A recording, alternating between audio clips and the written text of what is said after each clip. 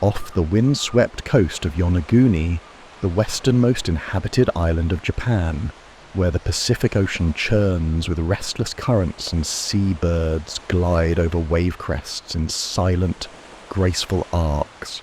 The deep waters hold an enigmatic secret. Beneath the relentless roll of the East China Sea lies a vast and mysterious structure, sprawling silently beneath shifting sands and ocean silt, known simply as the Yonaguni Monument. Discovered only in recent decades, it has become a focal point of intense intrigue, controversy, and speculation, a silent relic whose existence whispers tantalizing questions that conventional archaeology struggles to answer. Yonaguni itself is a rugged outpost in the Ryukyu Islands, nearer to Taiwan than mainland Japan. It is a land of steep cliffs carved by relentless wind, emerald hills dotted sparsely by isolated farmsteads, and fishing villages hugging harbours battered by storms. Here, the rhythm of life is dictated by the sea. Fishermen reading weather patterns pass through generations, children trained from youth to navigate rocky shores, the elderly reminiscing on calmer waters of past decades. The ocean is a presence at once revered and feared, provider and destroyer, a force that shapes land, life and legend. It was into these tempestuous waters in 1986 that a diver named Kihachiro Aratake ventured, seeking nothing more extraordinary than good fishing spots. Experienced, observant, and intimately familiar with the reefs and currents, Aratake was accustomed to underwater formations shaped by time and tides.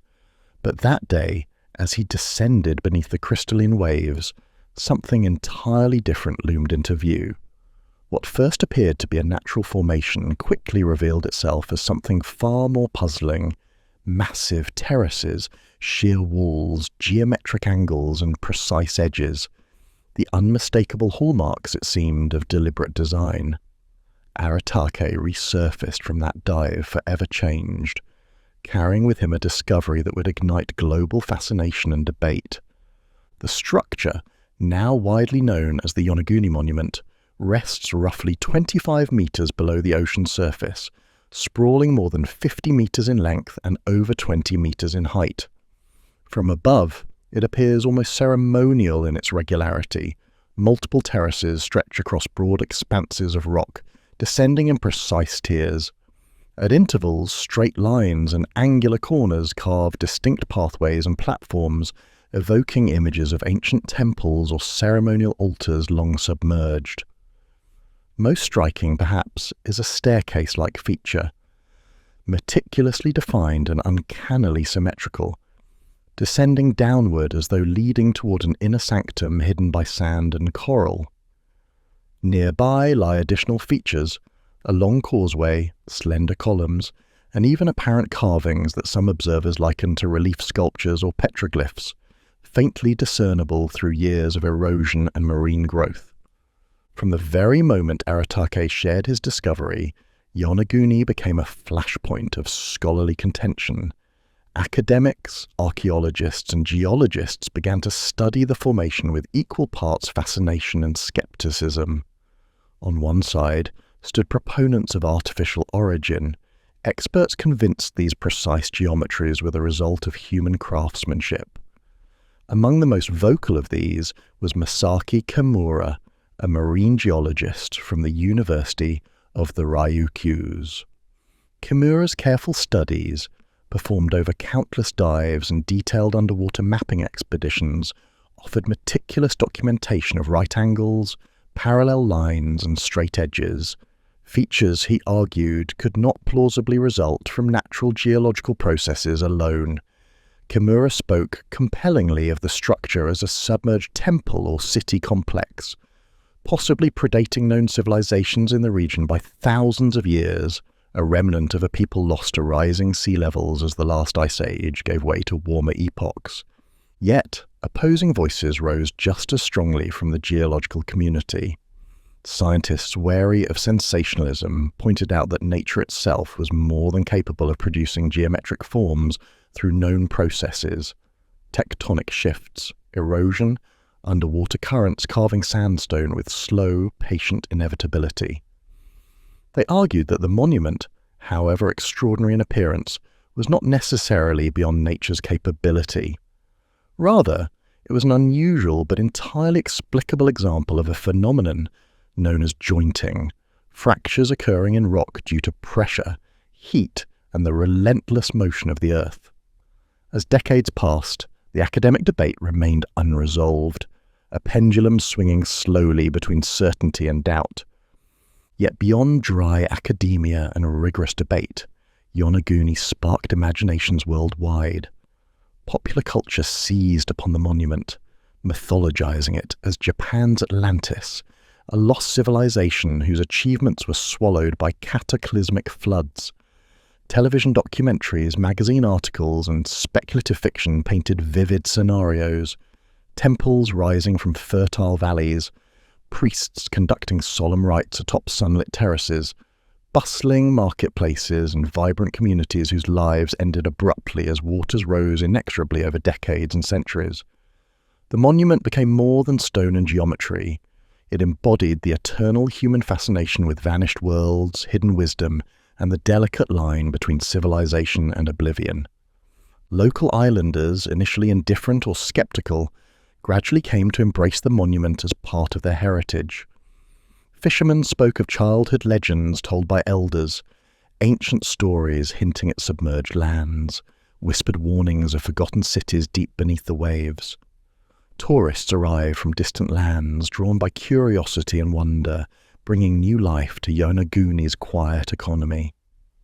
Diving tours flourished, allowing adventurous travelers to see firsthand the enigmatic terraces and stairways, gliding through waters now alive with questions rather than certainties.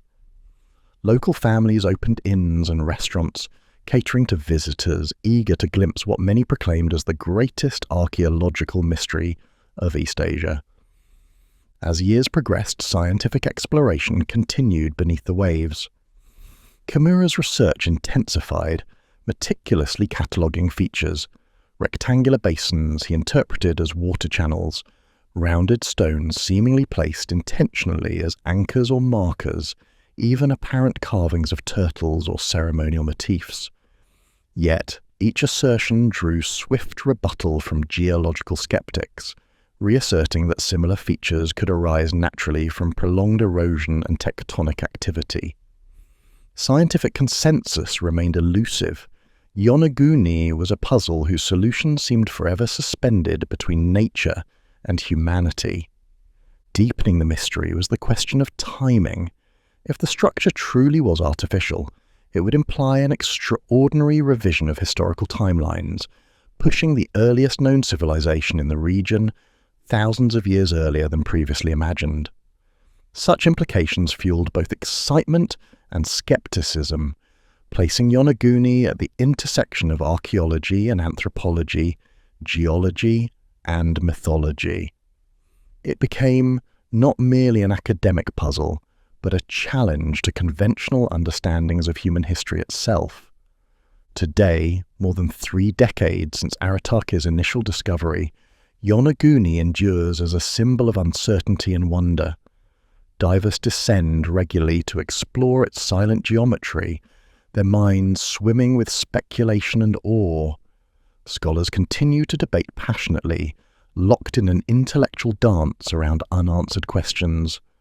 Islanders, meanwhile, balance quiet pride with cautious wonder, recognizing their home as custodian of a mystery whose answers may remain forever beyond reach. Perhaps, ultimately, Yonaguni's greatest gift lies precisely in its refusal to yield easy answers. In its submerged terraces and shadowy stairways, humanity glimpses not only a lost world, but the boundless limits of knowledge itself. It reminds us of the fragility of civilization, the vast unknown depths of our shared past, and the endless capacity of nature to both create and erase, to preserve and conceal. Beneath the relentless ocean currents off Yonaguni's coast, the monument stands, or perhaps sleeps, a silent testament to wonder, mystery, and the eternal allure of the unknown. Amid the fertile plain of Lebanon's Bekaa Valley, where vineyards and olive groves spread outward beneath the shadows of rugged mountains, there stands a site whose very existence defies conventional explanation. Here, nestled within the bustling modern city of Baalbek, lie the weathered remnants of temples that speak quietly yet forcefully of an ambition whose scale humbles even modern architects. At first glance, the ruins reveal their Roman ancestry: classical columns, ornately carved archways, and massive walls. Yet beneath these familiar Roman structures rest stones of a vastly more ancient era, stones whose size and weight have perplexed historians and engineers alike, suggesting that Baalbek was revered and built upon long before Rome cast its eye toward the east. Among these stones are three particular megaliths, collectively known as the Trilithon, forming part of the temple platform beneath the magnificent Roman Temple of Jupiter.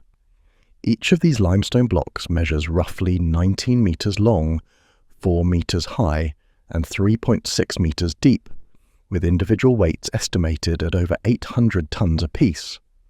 To modern minds accustomed to machinery and hydraulics, the scale alone boggles comprehension. Yet here they stand, cut and set with precision that borders on perfection, their existence challenging our assumptions about ancient human capabilities.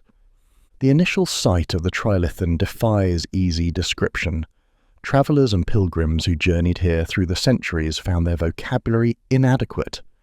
Ancient chroniclers described Baalbek with awe and wonder, marvelling at stones so colossal that only giants could have placed them. Roman historian Ammianus Marcellinus, writing in the 4th century AD, mentioned that Baalbek was an impregnable citadel, built with such artifice and such immense blocks that they must have been the work of titans. Such speculation reflects the recurring human reaction to something that surpasses rational understanding, attributing its origin to beings of myth or divine intervention. Yet these stones were not merely a Roman fancy or poetic embellishment. They were very real, each perfectly hewn and fitted seamlessly into a gigantic retaining wall, upon which later Romans built temples dedicated to Jupiter, Venus, and Bacchus. But the Trilithon, impressive as it stands today, holds yet another layer of mystery when one considers its context. For scattered around Baalbek lie even larger stones, unfinished and abandoned, whose mere existence suggests that the original builders intended even greater wonders before abruptly ceasing their work. The most famous of these unfinished stones lies partially buried and angled into the earth in a nearby quarry, known locally as Hajar al-Hibla, the stone of the pregnant woman. It measures a staggering 21 meters in length and is believed to weigh well over 1,000 tons. Yet even this monolith pales in comparison to another discovery nearby, only recently unearthed, an even larger stone, estimated at approximately 1,650 tons, truly one of the largest single stones ever quarried by human hands. The presence of these unfinished giants speaks of a staggering ambition abruptly curtailed, leaving modern minds to wonder, what was the original purpose of these monumental constructions? And why, after investing unimaginable human effort, did their creators suddenly halt their endeavours? To understand the Trilithon, one must travel far back into history, long before Roman legions arrived in the region. Baalbek's recorded history began with the Phoenicians, master traders and sailors who flourished along the Mediterranean coast from around 1500 BC onward. They worshipped a sun deity named Baal-Hadad, and Baalbek, literally Baal's city, became one of their most sacred sanctuaries. Later, under Greek influence, this deity became associated with Zeus, and finally, under the Romans, the god Jupiter. Yet beneath each cultural layer, the core mystery persists. Who originally laid the massive foundations upon which successive civilizations built? Archaeologists and historians generally credit the Romans with the visible upper structures, which include vast colonnades, intricately sculpted architraves, and towering temples. Roman inscriptions, sculptures, and artifacts from the 1st century AD onward provide clear evidence of their extensive building activities. Yet, the trilithon itself, the immense platform on which the Roman temple complex stands, is constructed in a distinctly different style, suggesting that it predates Rome's presence in the region. Its stones display none of the typical Roman embellishments, nor are they matched in scale by Roman works elsewhere. Thus, it seems clear that the Romans recognized and built upon something ancient and revered, deliberately incorporating earlier structures into their sacred precinct. Local legends passed down through generations whisper of giants who walked the earth in remote antiquity. These giants, the stories claim, quarried massive stones from distant mountains and placed them here in honor of their gods. Medieval Arab historians, confronted with these ruins, proposed similar stories, attributing their construction to mystical beings or the mighty King Solomon. These legends, while impossible to verify, capture an essential truth. The trilithon represents a puzzle that defies conventional explanation, inviting speculation that stretches beyond mere history into myth. Yet rational explanation demands examination of the practical means by which such stones could have been moved and set in place. While it is known that Egyptians transported massive stones for pyramids and temples using ramps, ropes, rollers, and hundreds or thousands of labourers, the trilithon blocks dwarf even Egypt's largest pyramid stones. Moreover, unlike Egypt's relatively flat Nile plain, the terrain around Baalbek is rugged.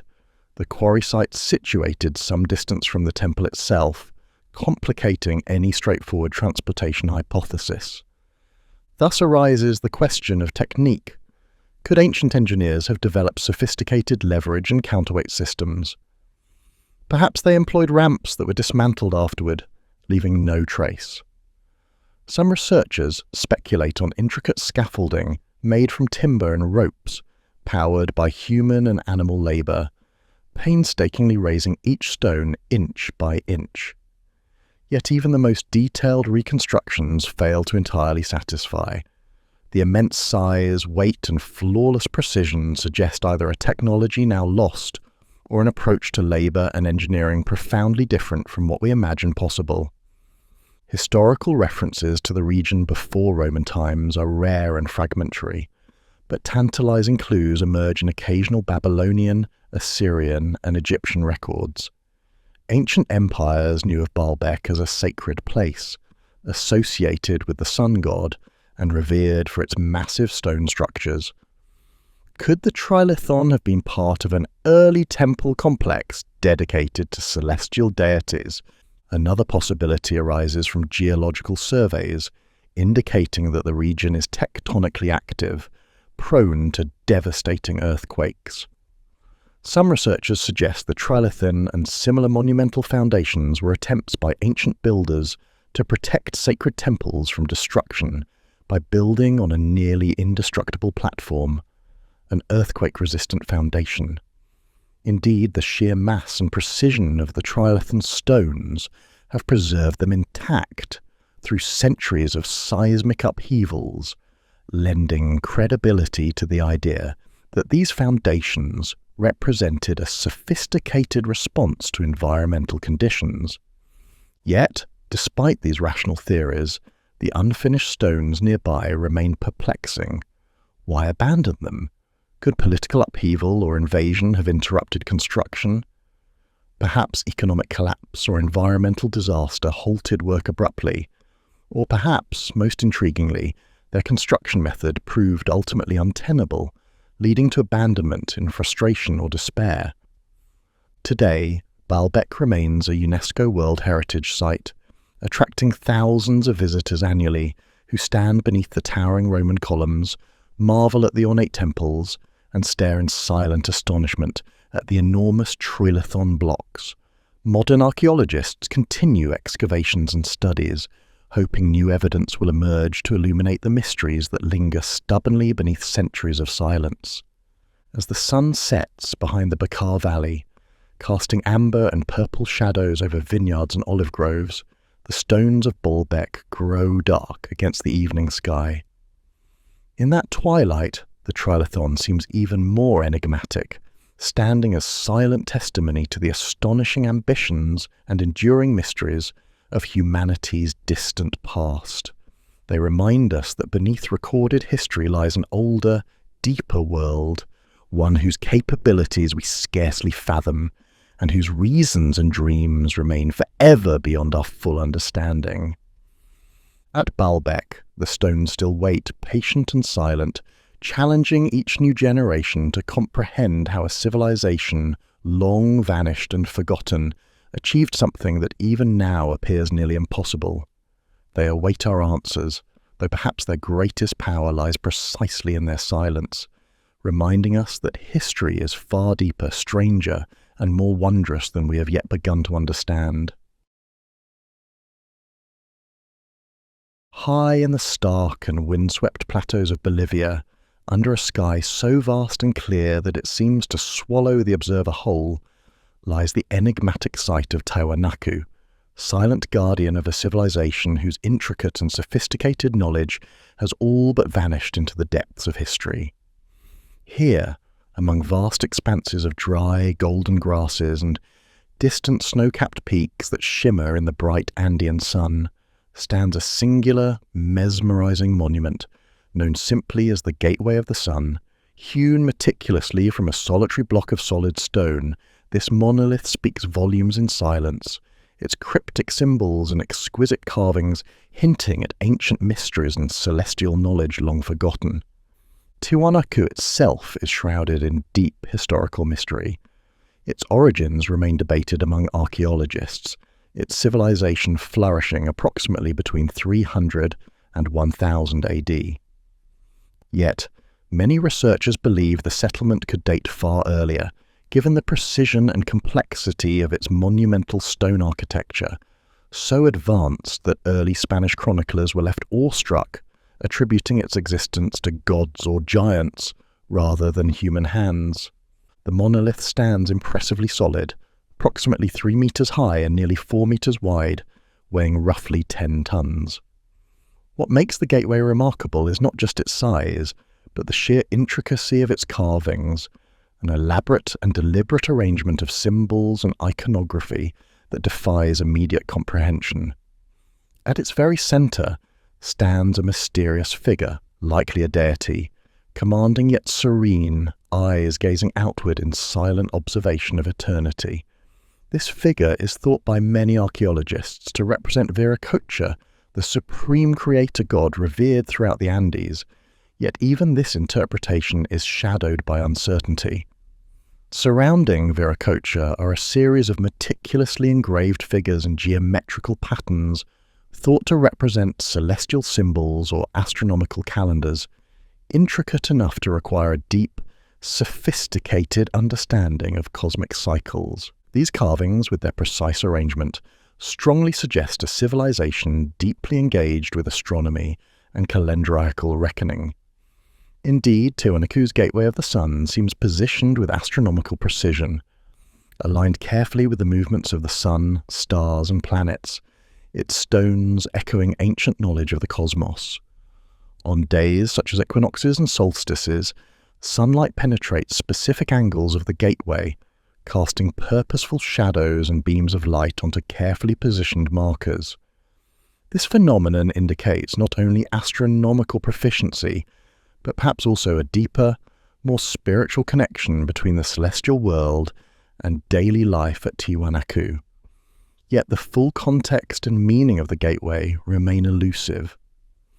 Originally part of a larger ceremonial complex, archaeologists theorize the structure may have served as an entranceway or sacred passage to a central temple or plaza, a threshold separating the mundane human realm from sacred or celestial domains.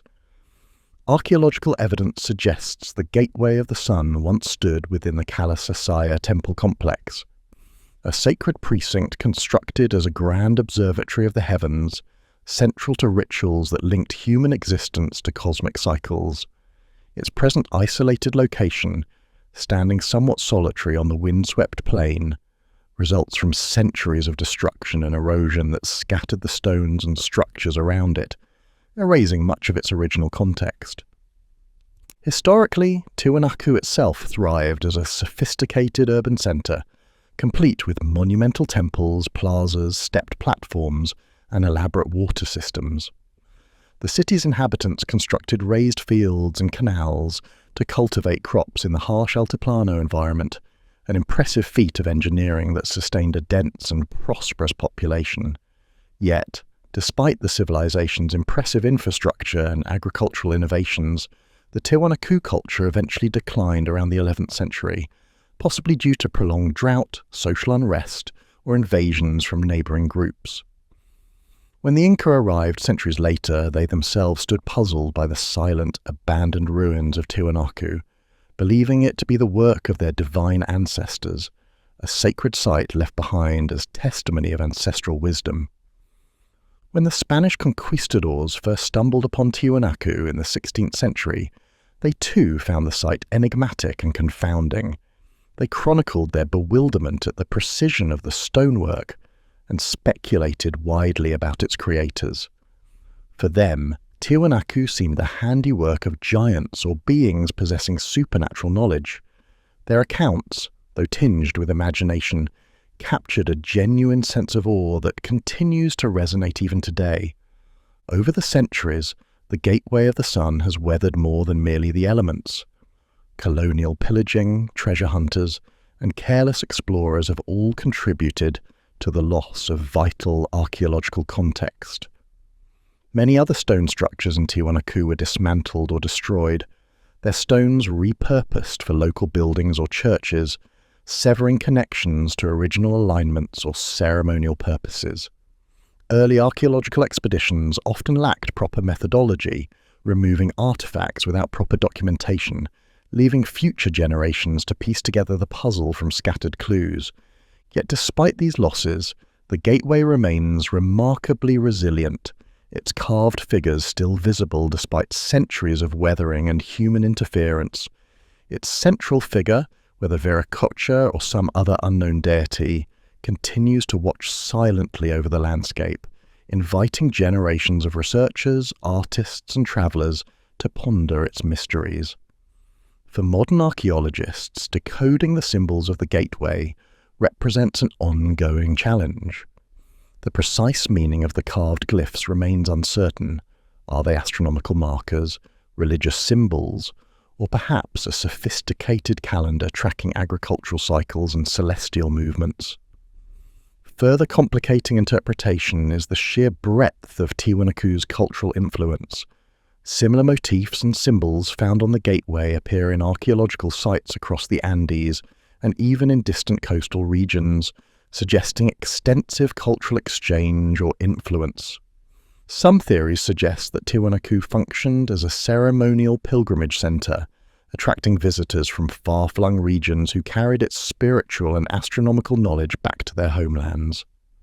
Others speculate that Tiwanaku represented the central hub of a widespread cultural or even political network, exerting dominance or influence through religious and ritual authority rather than direct military power.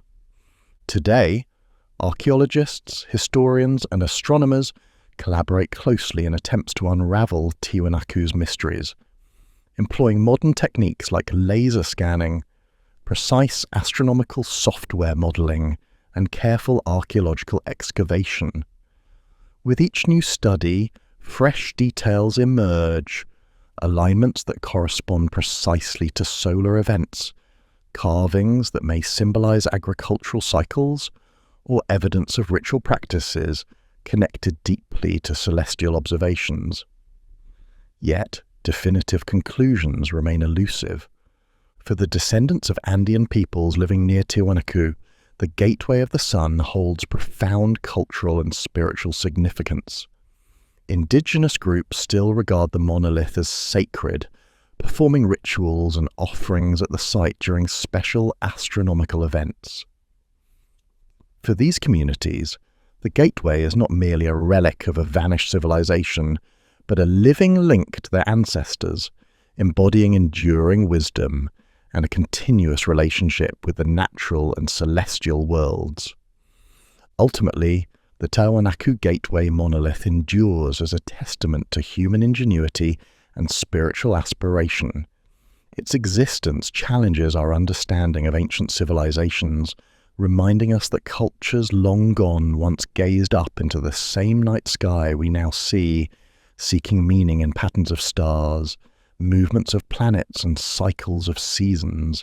Standing before the gateway today, under that immense Bolivian sky, visitors sense the timelessness of human curiosity and wonder, confronted with the quiet dignity of stones carved in distant centuries, stones that still whisper, quietly and persistently, their tantalizing secrets across the ages.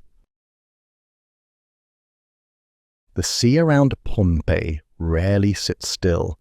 Even on calm days, it shifts restlessly, whispering against the coral reefs and tugging at the fringes of the mangroves. Storms roll in from the Pacific with little warning, cloaking the skies in grey and drawing curtains of rain across the forested slopes. It's a place of lush chaos and quiet immensity, a place that seems, at first glance, too remote for the ambitions of kings. And yet, not far from the southeastern shore of this remote Micronesian island, there lies a site so improbable, so implausible in its execution, that it confounds the very notion of isolation. Built stone by stone atop a coral reef, Nan Madol rises from the water like the skeleton of a drowned city, an archipelago of basalt ruins, artificial islets and tidal canals, arranged with such order and purpose that it speaks not of primitive accident, but of grand, deliberate vision. It is a city without parallel, and for much of history without explanation. The name Nan Madol translates loosely as spaces between, a fitting moniker for a complex that exists in a realm somewhere between legend and archaeology, ocean and land, memory and myth. Its foundations are as improbable as its location. The site is composed of nearly 100 small man-made islets, each built by stacking prismatic basalt columns that, in some cases, weigh multiple tons and extend in long hexagonal forms like logs of petrified fire. These massive stones were not quarried from nearby hills or fashioned from local reef rock. They were hauled from the interior of the island, dragged or floated somehow to the coast, and then arranged atop submerged coral platforms with a precision that modern engineering still struggles to fully understand. By all rights, Nan Madol should not exist. And yet, it does. Silent, barnacle-flecked, and half-drowned in the rising tide. Long before the Spanish ships arrived in the 16th century, before European cartographers even knew of Micronesia's scattered isles, Nan Madol stood as the ceremonial heart of a sacred and hierarchical world. Oral traditions preserved by Pohnpeian elders speak of a time when sorcerer kings ruled from its basalt halls, casting spells and summoning winds. According to these stories, the city was founded by two brothers, Olisichpa and Olosochpa, who arrived by canoe from a distant land in the west. They were tall, pale-skinned, and imbued with mystical knowledge. They conjured storms, levitated stones, and built the first foundations of what would become a sprawling stone kingdom upon the sea. Myth perhaps, but the stones remain. For generations, the central authority of Nan Madol was the Saudela dynasty, a theocratic monarchy said to have descended from the brothers who first shaped the city. The Saudela lords governed with absolute authority, demanding tribute from the island's districts, enforcing rigid class hierarchies, and overseeing ritual activity from the inner sanctums of Nan Madol's central complex.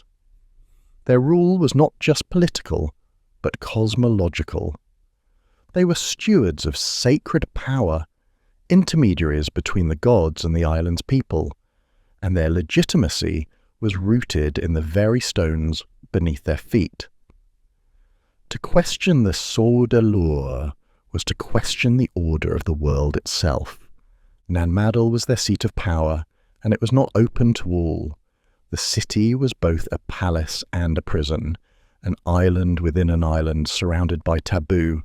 Only nobility, priests, and servants were permitted to live within its walls.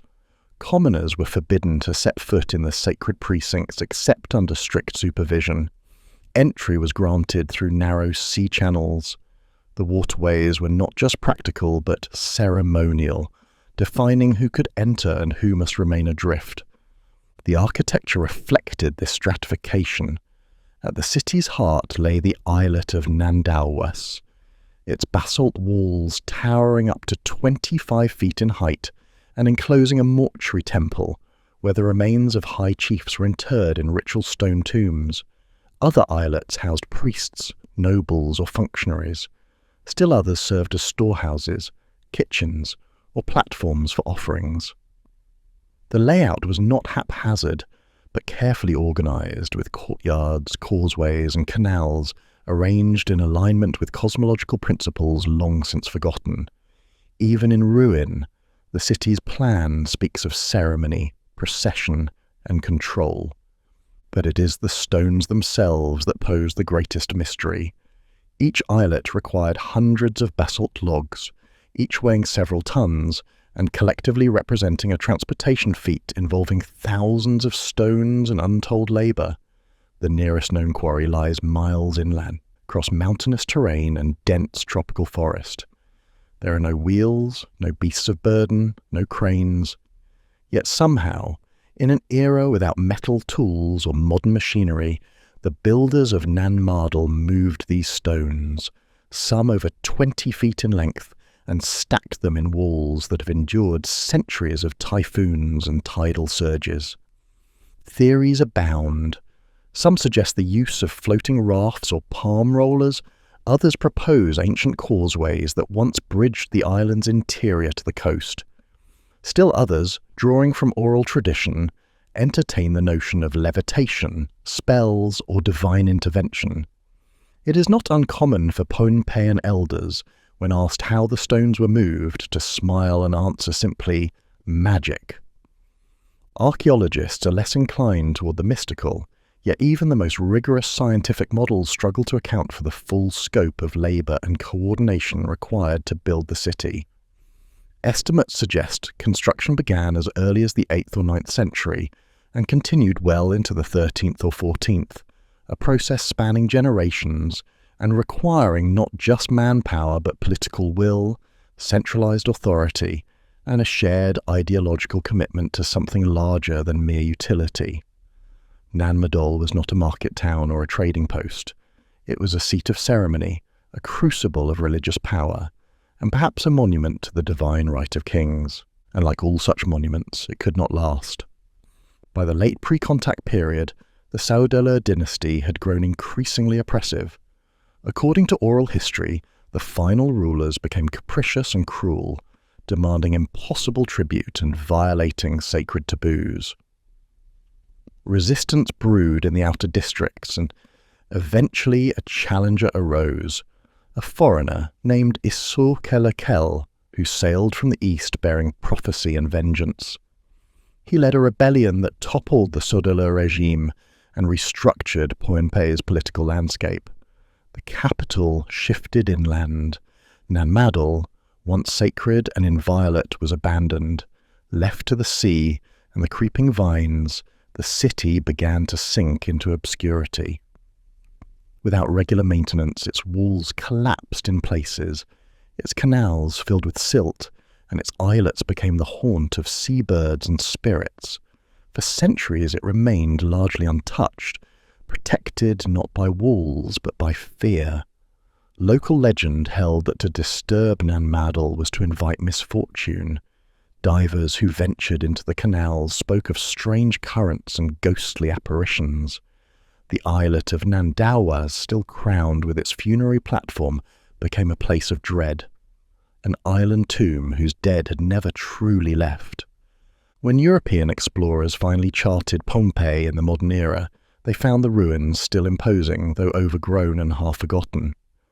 Early accounts spoke of cyclopean structures and labyrinthine waterways.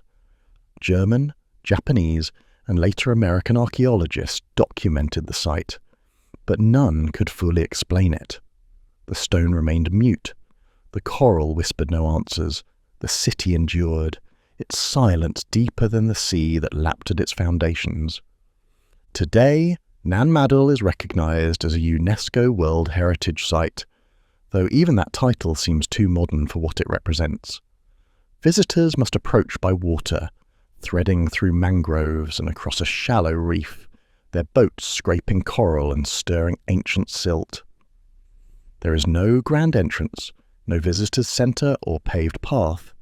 Instead, there is a sudden clearing of trees, and then the stones appear, black, angular and massive, rising from the water like the ribs of a long-dead leviathan.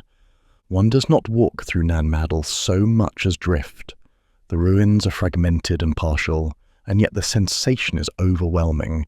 It is not hard to imagine the canoes that once paddled through the narrow channels, bearing priests in feathered robes or messengers with tidings for the king. One sees the courtyards where rituals were performed, the walled enclosures where secrets were kept, the platforms where bones were laid to rest. And always there is the sense of dislocation, that this place does not quite belong to the world of the living. Despite ongoing archaeological work, the full purpose and process of Nan Madol remain elusive. Some scholars argue that it was a symbolic recreation of the cosmos, a mandala in stone representing the sacred order of the universe.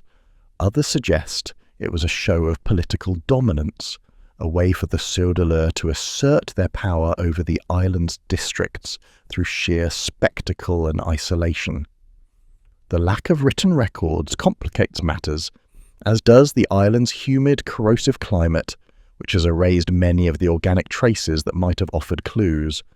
And yet the mystery is part of the power. Nan Madol resists final interpretation. It stands as a monument not only to ancient ingenuity, but to the limits of modern understanding. It reminds us that history is not a single thread, but a web, fragile, knotted and incomplete, and in that incompleteness lies its beauty. For the people of Pompeii, Nan Madol is not a ruin. It is a living part of their cultural memory, a site of reverence and caution. Children grow up hearing tales of its builders, of the spells cast to lift basalt through the air, of the kings who ruled with godlike authority, and the heroes who brought them low.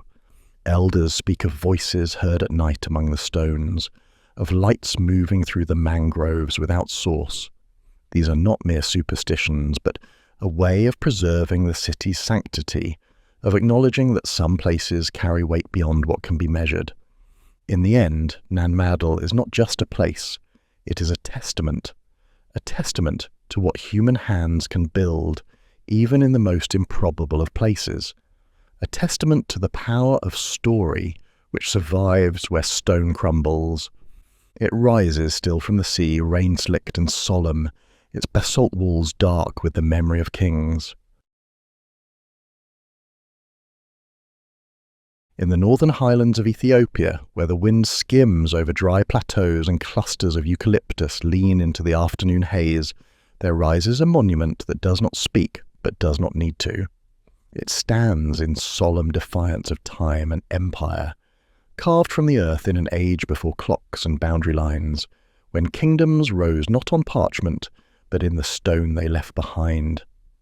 The obelisk of Axum, nearly 100 feet tall and hewn from solid granite, looms like a shadow of a vanished world. Its carved tiers stacked in perfect imitation of ancient architecture, its surface etched with doors and windows that no soul will ever pass through. It is a monument built for the dead, but it has endured for the living, passed between empires, broken by greed, and returned not by reverence but by pressure, diplomacy, and a long unfolding reckoning with the crimes of conquest. It was not always alone. In the city now called Axum, nestled in the Tigray region not far from Eritrea's border, dozens of stelae once pierced the sky. Some still do, fractured or leaning. Their immense bulk, resisting both gravity and erasure. These were the markers of a civilization that thrived when much of the world still fumbled in the dark. The kingdom of Axum was no footnote to history.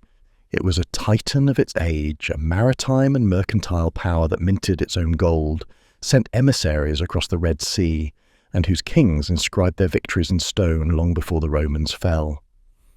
The obelisks, or stelae, as archaeologists more commonly call them, were not scattered in whim but planted deliberately across sacred ground, their presence both a spiritual gesture and a proclamation of imperial identity. The obelisk of Axum, which dominates the modern imagination, is not the tallest among them. That title belongs to another, now collapsed and shattered into immense segments along the ground. But it is the most complete. Rising 24 metres high and weighing over 150 tons, the obelisk was carved from a single block of granite, transported, somehow, without wheels or cranes, and raised upright through means that remain speculative even now. Its face bears the illusion of multiple stories, each tier marked with false doors and geometric patterns that mimic the facade of Axumite palaces. The top is crowned with a semicircular crest, like a rising sun or a divine halo, carved with intricate reliefs of metal beams and beams, stylized, symbolic, and deeply enigmatic. The whole structure is a study in permanence and illusion, the architecture of the immaterial rendered in stone, the home of the spirit world standing side by side with the physical. The obelisks were tomb markers, yes, but they were more than that. They anchored belief. In a world where lineage conferred legitimacy and the dead were never far from the affairs of the living, the stelae announced status and continuity. The kings of Axum, many of whom were buried beneath these colossal markers, ruled a realm that bridged Africa and Arabia, the Nile and the Indian Ocean. From the 1st to the 8th centuries AD, the Axumite kingdom commanded trade routes that ferried frankincense and gold, ivory and iron between distant coasts. Roman historians noted Axum as one of the great empires of its time, alongside Rome, Persia and China. Its ships sailed to Egypt and India. Its coins bore the faces of monarchs with diadems and spears. Its inscriptions marked victories in foreign lands. And yet, much of what Axum believed, what it feared, what it dreamed of, remains shrouded. The obelisks themselves whisper more than they declare. No hieroglyphs or sprawling texts cover their surfaces, no detailed narrative is carved into their base. The meaning lies in the gesture, the reach toward the sky, the monumentality, the impossibility of their making. Some scholars believe the false doors represent entrances to the afterlife, a concept found across other African and Near Eastern cultures. Others see in them a symbolic resurrection, a way of eternalizing the king's house, casting it in stone so it might never fall to time or treachery. But these are interpretations, reconstructions from silence. The truth lies buried beneath the stelae, under the ruined tombs and sealed chambers, where looters and erosion have conspired to make mystery permanent. Axum itself receded from glory in the late first millennium. The rise of Islamic trade networks along the Red Sea gradually diverted commerce away from Axumite ports. The kingdom turned inward, its great urban centres fading, its granite quarries falling silent. Ethiopia would persist, of course. Christianized since the reign of King Ezana in the 4th century, it would forge its own path through medieval dynasties and highland wars. But the Axumite past became legend, remembered in chronicles and oral tales, its true magnitude obscured by the mists of time. The stela remained, though. They withstood rain and heat, civil war and colonial curiosity, tilting slightly in the earth but never toppling entirely. Even when they cracked, they did so with dignity. It was not until the 19th and early 20th centuries that the outside world took true notice. As European powers carved up Africa under the guise of science and salvation, Italy looked southward and found in Ethiopia both a target and an irritation. Twice defeated, most famously at the Battle of Adwa in 1896, Italy nevertheless harboured imperial ambitions. When Mussolini's fascists launched a second invasion in 1935, the conquest was framed not as a war, but as a civilizing mission. Italian troops marched into Axum in 1937, accompanied by engineers and archaeologists. The obelisk of Axum, by then already over 1,000 years old, was declared a spoil of war. It was dismantled in sections, loaded onto trucks, and shipped across the Mediterranean to Rome, where it was reassembled near the Circus Maximus in 1938. There it stood, incongruously towering beside fascist architecture, its African provenance flattened by European ego. Mussolini cast it as a trophy, proof that the legacy of Rome had extended once again into Africa. But to Ethiopians, the act was desecration. It was not merely a monument stolen, but a wound carved into national pride, a sacred relic torn from its roots. The looting of the obelisk echoed the broader violence of colonialism, the theft of bodies, artifacts, languages, and futures. For decades, the question of its return simmered beneath diplomatic gestures. Italy fell to Allied forces, Mussolini was executed, and Ethiopia regained its sovereignty. But the obelisk remained in Rome, a silent monument to a war no one wished to remember. In the decades that followed, the question of repatriation became a moral one as much as a political one. Ethiopia, under Emperor Haile Selassie, and later through socialist and transitional governments, repeatedly requested its return.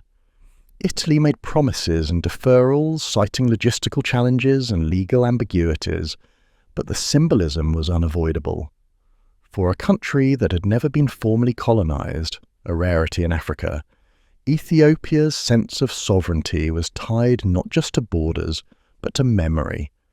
The return of the obelisk would not rewrite the past, but it could acknowledge it. It was not until the early 2000s, after decades of pressure and shifting geopolitics, that real movement occurred. In 2005, after extensive negotiation, engineering coordination, and delicate dismantling, the obelisk of Axum was returned to Ethiopia. It was flown in sections aboard specially designed aircraft, a logistical feat matched only by the spiritual resonance of its return. Thousands gathered as it was restored in its original setting, standing once again beside its ancient siblings in the northern fields of Axum. Though cracked and weathered, it was home. The sky it had once pierced, it pierced again. But the scars remained. The obelisk's absence had marked a chapter not easily erased. Its decades in exile were not just years lost, but symbols of what had been taken. The repatriation, while celebrated, also rekindled debates over what else remained abroad. Ethiopian manuscripts in European libraries, church treasures in private collections, artifacts still labelled as curiosities instead of heirlooms. The return of one monument was never enough to resolve the weight of what colonialism had displaced. Today, the obelisk of Axum stands not as a mere relic, but as a hinge between ages. It is a stone document not of conquest, but of resilience, a message carved in silence, passed from ancestors to descendants, across centuries of upheaval. The questions it raises have not all been answered. We do not fully know the rituals that surrounded it, the meanings it once held in the minds of the priests and kings who placed it there. But we know it mattered. We know it mattered enough to be stolen, enough to be fought for, enough to be brought back when the world began to listen. The field in which it stands is quiet now, but it holds the density of unspoken things. Tourists come and go, some snapping photographs, others pausing to feel the weight of centuries beneath their feet. Nearby, locals conduct ceremonies, still tethered to ancient calendars, and old women hum songs that drift from generation to generation. The monument itself says nothing, but it watches. It has always watched. Long before the borders were drawn, before the treaties and betrayals, before the flags and the soldiers, it stood in that field, gazing skyward, a memory in stone. And perhaps that is the true meaning of the obelisk of Axum, Not a tombstone for a dead empire, but a reminder that memory, though displaced, can return. That silence, though enduring, is not empty, and that history, when told with care, can give back what was once taken, not all at once, not perfectly, but in fragments that, when reassembled, can stand tall again.